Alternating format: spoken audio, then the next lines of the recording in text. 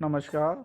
आप सभी BA part तृतीय वर्ष के विद्यार्थियों का आज के व्याख्यान में स्वागत है। आज हम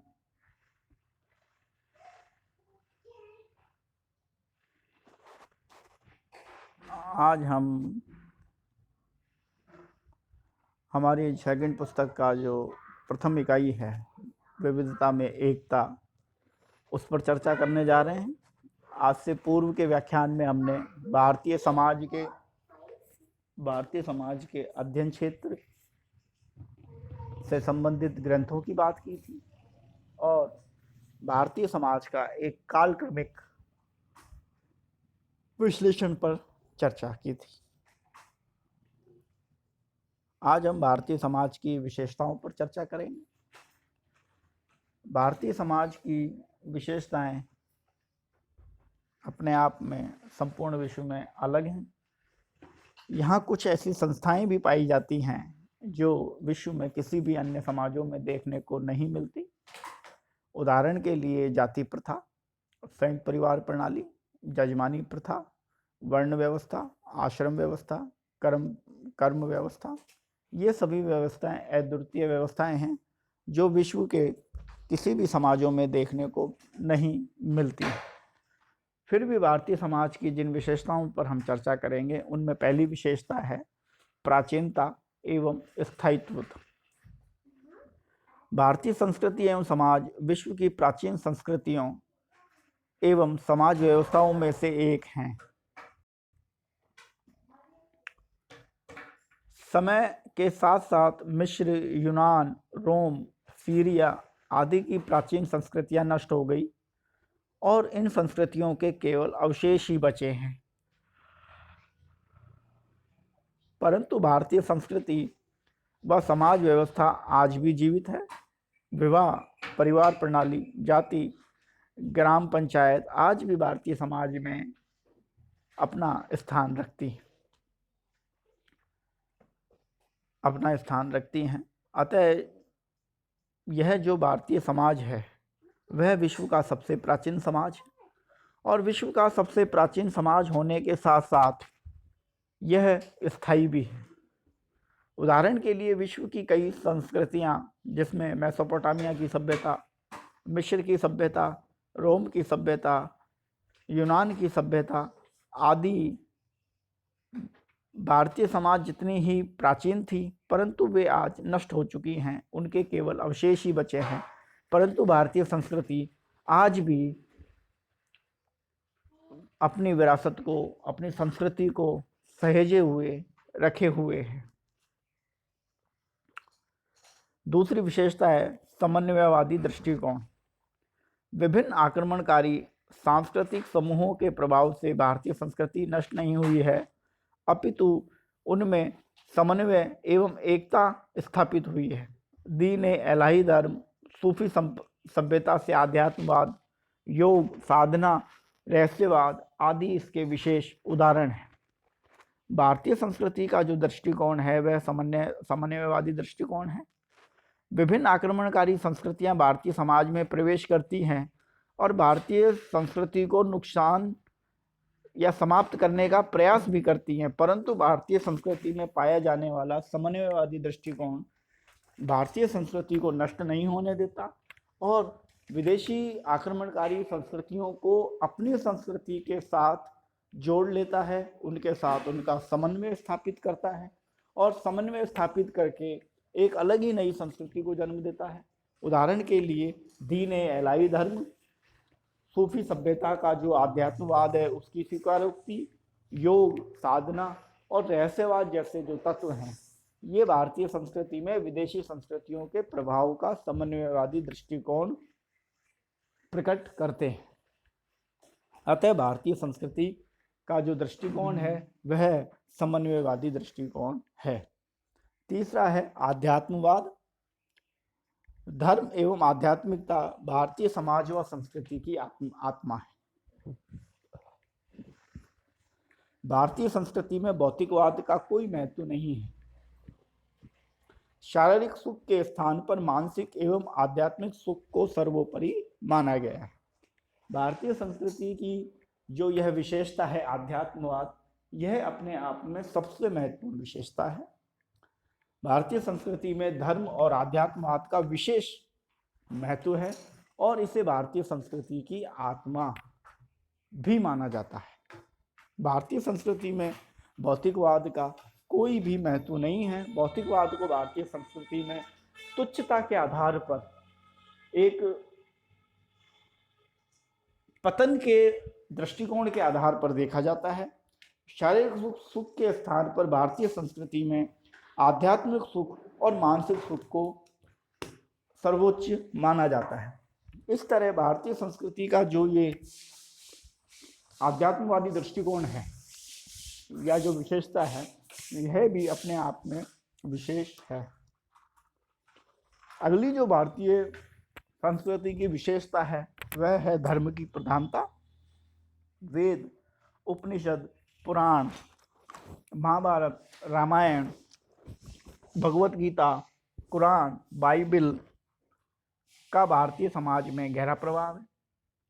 इन महान ग्रंथों ने भारत के जो नागरिक हैं उनमें आशावादी, आस्तिक, त्यागी, तपी व उनको संयमी बनाया है। भारतीय संस्कृति पर धर्म की प्रधानता है। विभिन्न धार्मिक ग्रंथों जिनमें वेद, उपनिषद, पुराण, महाभारत, रामायण, भगवत गीता, कुरान, बाइबिल आते हैं का भारतीय जनमानस पर गहरा प्रभाव है। भारतीय समाज के लोग पढ़ना लिखना नहीं जानते, अशिक्षित हैं, फिर भी वह इन धर्म ग्रंथों से भली भांति प्रचलित हैं। इन धर्म ग्रंथों में जो जीवन जीने के रहस्य बताए गए हैं उनको वे अपनाते हैं और इसी कारण भारतीय नागरिक जो हैं वो आशावादी, आस्तिक है, त्यागी हैं, तपी हैं और संयमी जीवन जीने में विश्वास करते हैं। सहिष्णुता भारतीय समाज की अगली महत्वपूर्ण विशेषता है।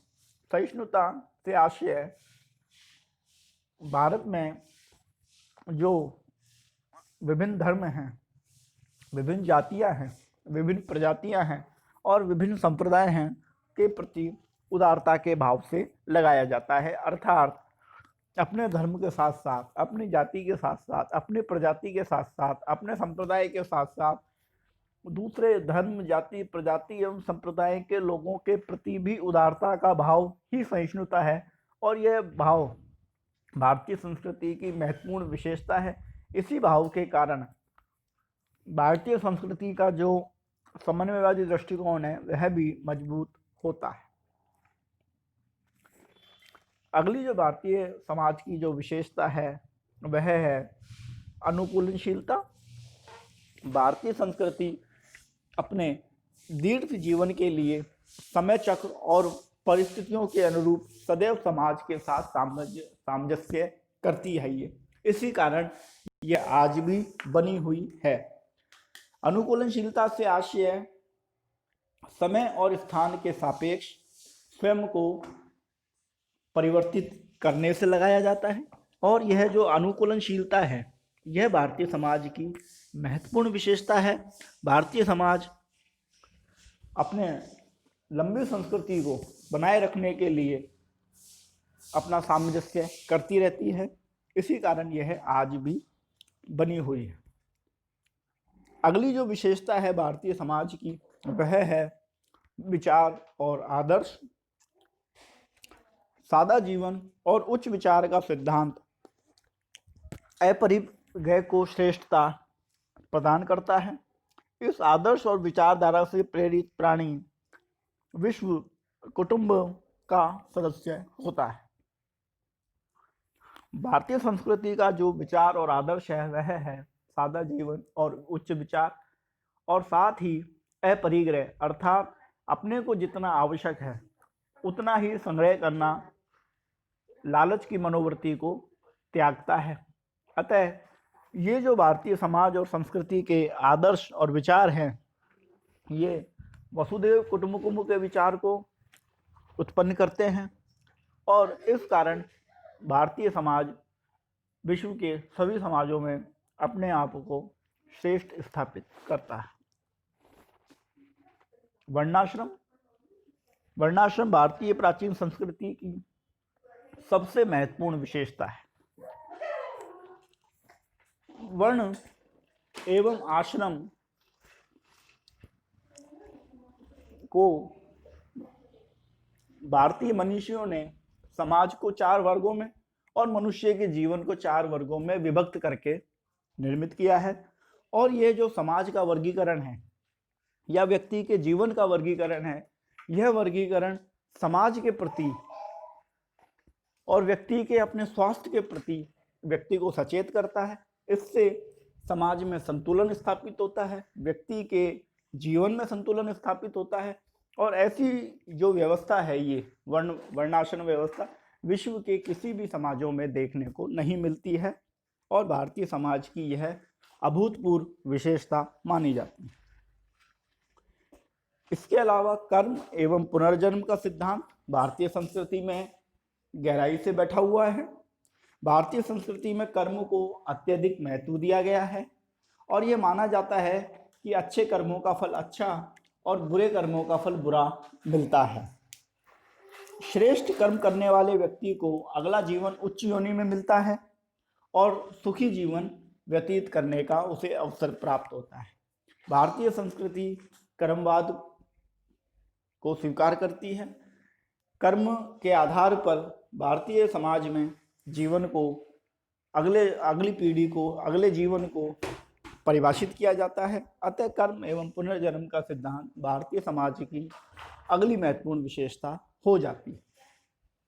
इसके पश्चात भारतीय समाज की जो अंतिम विशेषता है सर्वांगीणता, यह भी अपने आप में बहुत महत्वपूर्ण विशेषता है। भारतीय समाज सभी समाजों को अपने में स्वीकार करता है और सभी संस्कृतियों के पक्षों को अपने में रखता है।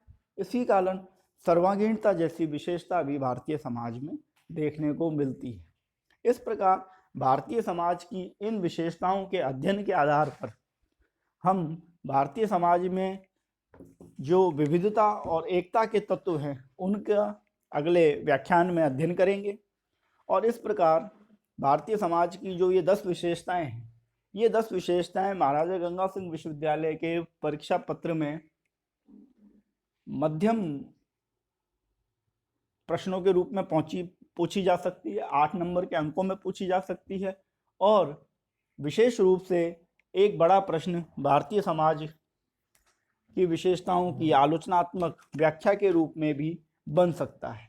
इस तरीके से हम भारतीय समाज से संबंधित अध्ययन को स्पष्ट करेंगे। अगले व्याख्यान में हम विविधता में एकता और समन्वयवादी दृष्टिकोण पर चर्चा करेंगे। आज के व्याख्यान में इतना ही। धन्यवाद।